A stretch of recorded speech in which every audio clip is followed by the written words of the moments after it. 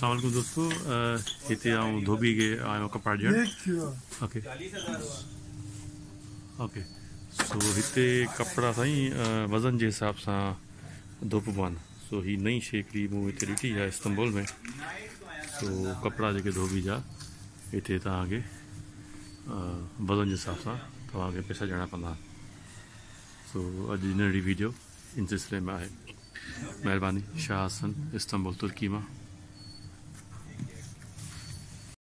सो ॿिनि पेंटुनि जो वज़न जेको बीठो आहे उनजो हीअ असांखां वठनि था 15 लीरा।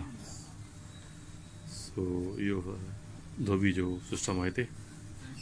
महिरबानी साईं। ही आहे सिर्फ़ु धोअण जो। इन में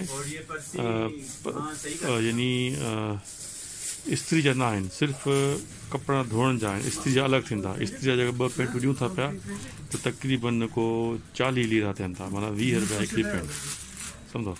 तो धोअण जा सिर्फ़ु 15 रुपया, माना तक़रीबन 70.5 रुपया धोअण जा। महिरबानी। शाह हसन।